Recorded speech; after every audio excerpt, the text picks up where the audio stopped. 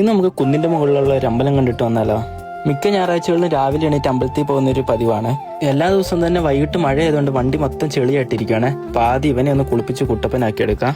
നമ്മുടെ ഒച്ച കേട്ടിട്ട് കുളത്തിൽ മീനെല്ലാം അലമ്പാക്കുന്നുണ്ട്. അപ്പൊ അവർക്ക് കുറച്ച് തീറ്റ ഇട്ട് കൊടുക്കാം. ഇതാണ് ഗൗരിക്കുട്ടി, നമ്മുടെ വീട്ടിലെ പുതിയ അതിഥിയാണ്. 1 മാസേ പ്രായമുള്ള, അതുകൊണ്ട് തന്നെ കുസൃതി ലേശം കൂടുതലാണ്. അപ്പോൾ നമുക്കിനി കുളിച്ച് മാറ്റിയിട്ട് അമ്പലത്തിലോട്ട് പോകാവേ. മിക്ക ഞായറാഴ്ചകളും നമ്മൾ പോകുന്നത് നമ്മുടെ വീടിൻ്റെ തൊട്ടടുത്തുള്ള വയത്തൂർ അമ്പലത്തിലാണ്. പക്ഷെ ഇന്ന് നമ്മൾ പോകുന്നത് ആനറയുള്ള കുന്നിൻ്റെ മുകളിലുള്ള സുബ്രഹ്മണ്യ ക്ഷേത്രത്തിലാണ്. നമ്മുടെ വീട്ടിൽ നിന്ന് ഏകദേശം ഇങ്ങോട്ടൊരു 5-6 കിലോമീറ്റർ ആണ് വരുന്നത്. ഇങ്ങോട്ടുള്ള വഴിയൊക്കെ കുറച്ച് മോശമാണ്, അതുപോലെ നല്ല കയറ്റമാണ്. ഇപ്പൊ അമ്പലം വരെ വഴി കോൺക്രീറ്റ് ചെയ്തിട്ടുണ്ട്. ഇത് അടുത്തങ്ങാറ്റും ചെയ്താന്ന് തോന്നുന്നു. ഞങ്ങൾ ഇന്നാൾ വരുമ്പം ഇത് ഫുള്ള് വഴി ഓഫ് റോഡായിരുന്നേ. വണ്ടി താഴെ വെച്ചിട്ട് നമ്മൾ നടന്നു വരണമായിരുന്നു.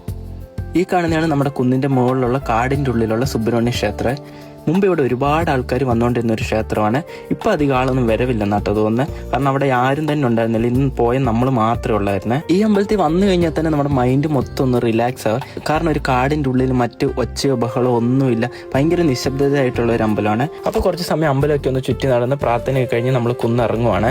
അപ്പൊ കുത്തനെയുള്ള ഇറക്കമൊക്കെ ഇറങ്ങി നമ്മൾ റോട്ടിലെത്തിയേ. അങ്ങനെ തിരിച്ച് വീട്ടിലോട്ട് പോകുന്ന വഴിക്ക് പെട്രോൾ പമ്പിൽ കയറി ഒരു ചായയൊക്കെ കുടിച്ച് പണ്ടുതൊട്ടുള്ള ശീലം. ഞായറാഴ്ച അമ്പലത്തിൽ പോയി കഴിഞ്ഞാൽ വന്ന് പമ്പിൽ നിന്ന് ചായ കുടിച്ചിട്ടേ വീട്ടിൽ പോകുള്ളൂ. അപ്പോൾ ഇന്ന് രാവിലത്തെ കൊച്ചു വിശേഷം ഇത്രയുള്ളൂ. അപ്പോൾ സീ യു.